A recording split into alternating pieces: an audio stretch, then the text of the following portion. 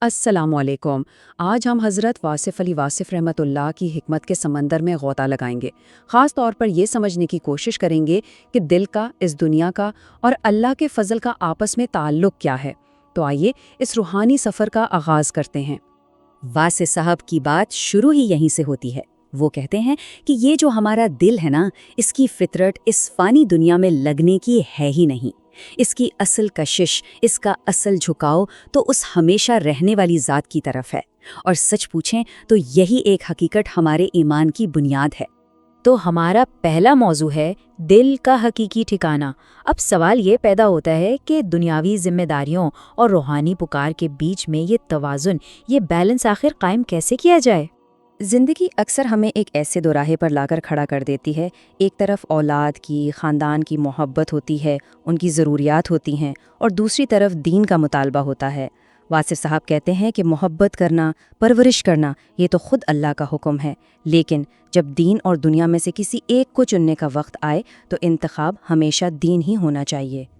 اور اس کی سب سے بڑی مثال ہمیں کربلا کے واقعے میں ملتی ہے۔ وہاں بھی تو معصوم بچے تھے، پیارے تھے، لیکن جو مقصد تھا وہ ان سب سے کہیں بڑا تھا۔ اللہ کے دوست کبھی بھی دین کے تقاضے کو ذاتی محبت پر قربان نہیں کرتے۔ انہوں نے اپنے مقصد کو زندہ رکھا، بھلے ہی اس کے لیے کتنی ہی بڑی قربانی کیوں نہ دینی پڑی ہو۔ تو اس کا مطلب یہ ہرگز نہیں کہ دنیا چھوڑ دی جائے، نہیں، بلکہ دنیا میں رہتے ہوئے اپنا دھیان، اپنی اندرونی توجہ اللہ کی طرف رکھنی ہے۔ واصف صاحب نے اس کو ایک لڑکی کی مثال سے سمجھایا ہے جس نے سر پر پانی کا گھڑا اٹھایا ہوا ہے۔ وہ سب سے بات بھی کر رہی ہے، چل بھی رہی ہے، لیکن اس کی ساری توجہ اس گھڑے پر ہے کہ کہیں یہ گر نہ جائے۔ بالکل اسی طرح ہمیں دنیا کے کام کرتے ہوئے اپنا دھیان اپنے اصل مقصد پر رکھنا ہے۔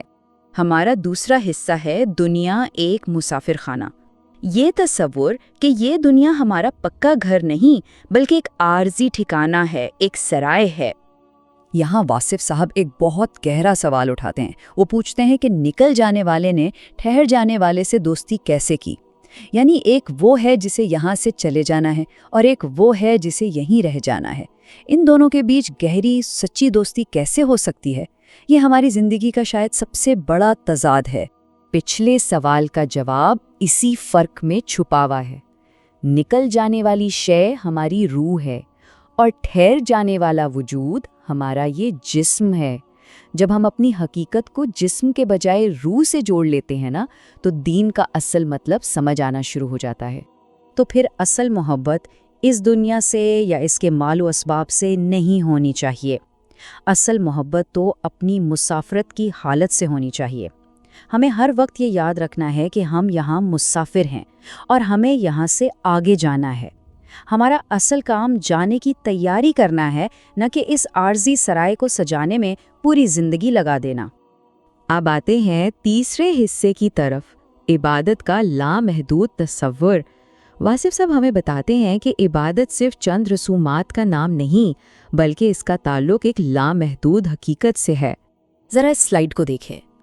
ایک طرف انسان ہے جو ہر لحاظ سے محدود ہے، اس کی زندگی، علم، طاقت سب محدود ہے، اور دوسری طرف یہ کائنات، یہ وقت، یہ زمانہ ہے جو لامحدود ہے، اور یہی جو لامحدود ہونا ہے نا، یہی تو اللہ کی صفت ہے۔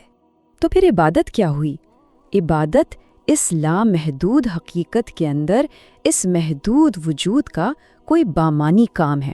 یعنی وقت اور کائنات کے اس لامحدود کینوس پر ہم جو بھی اچھا مثبت رنگ بھرتے ہیں وہی ہماری عبادت بن جاتا ہے۔ اس بات کی خوبصورتی اس مثال میں دیکھیے۔ قطرے کے اندر کلزمیت کا جو خیال ہے، یہ عبادت ہے۔ یعنی جب ایک محدود قطرہ خود کو اس لامحدود سمندر کا حصہ سمجھنے لگتا ہے تو وہ اپنی محدودیت سے نکل کر لامحدود ہو جاتا ہے۔ یہی تو عبادت کی اصل روح ہے۔ اچھا، اس لامحدود عبادت کا ایک طریقہ یہ بھی ہو سکتا ہے کہ ہم نیکی کا صرف ایک عمل نہ کریں بلکہ نیکی کا ایک بیج بو دیں۔ مثال کے طور پر کسی ایسے بچے کی تعلیم کا خرچ اٹھا لیں جس کی پڑھائی رک گئی تھی۔ اب وہ بچہ اپنی ساری زندگی میں جو بھی بھلائی کرے گا نا، وہ ہمارے نام پر ایک بڑھتے ہوئے درخت کی طرح پھیلتی جائے گی۔